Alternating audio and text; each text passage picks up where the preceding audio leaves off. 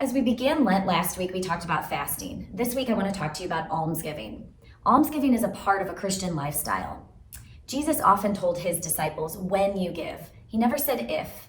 It's expected of us. How many Bible verses do we hear Jesus talking about giving up what you have and leaving behind what you have to give to the poor, to feed the hungry, to clothe the naked, to give drink to the thirsty, to help the widow, to help the children, help the abandoned, help take care of the sick. There's so many Bible verses about when we do something to other people, we're doing it to Christ himself. So it's expected of us. It's a part of who we are as Christians. So why do we focus so much on almsgiving during Lent? Almsgiving is an important part of Lent because it encompasses the two other pillars of Lent, prayer and fasting. It's a prayer because you're giving to God, and it's a form of fasting because you're giving up something or going without something in order to give, whether that be your time or material possessions. The book of Tobit says that those who regularly give live a fulfilled life. St. Paul tells us in Corinthians that we should give what our hearts tell us to give. We shouldn't give out of reluctance, out of pressure, out of compulsion, because God loves a cheerful giver. Cheerful giver. Did you know that research shows that people who give are actually happier in their lives? There have been numerous studies conducted that when people give, especially their time, it helps others feel more valued, which in turn makes us feel happier. Studies more recently with the University of Chicago and Northwestern University showed that people who gave to others instead of spending on themselves were much happier in life. And it's funny how modern science is telling us all these things when God was telling us thousands of years ago in the Old Testament that you'd be happy and live a fulfilled life if you gave. This morning's prayer focused on Jesus' parable about the elderly lady, and that even though she only gave 2 coins, gave much more than the rich men because they gave what they had to spare and their extra and their surplus, while she gave all that she had.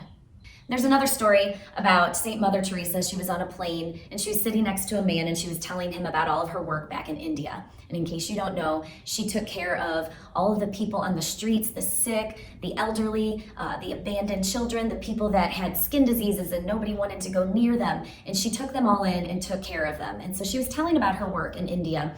And this man got out his checkbook and he decided to write a check for her for $200,000. And he gave it to her and she was so grateful. She was overwhelmed about how that money could help her work. And he said, "Oh, don't worry about it. It's nothing, not a problem."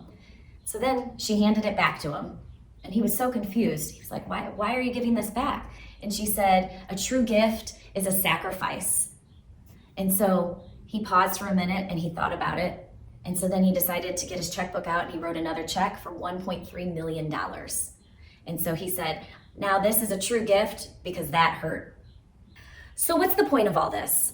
I'm not asking you to give $1 million. I'm not even asking you to spend a ton of money to donate to the poor, but I am challenging you to think about your giving.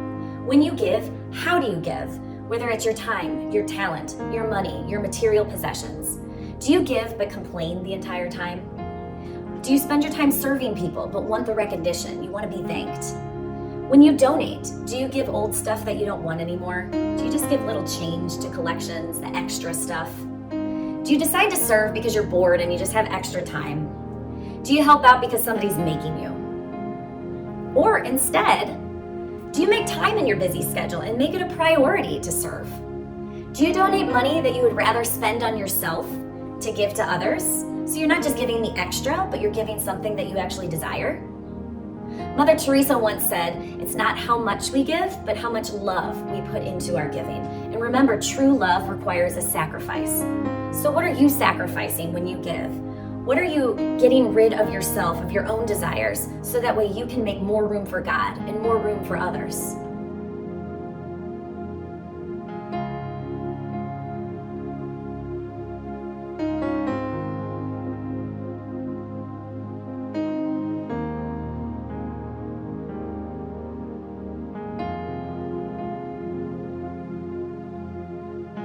Let us look to his example.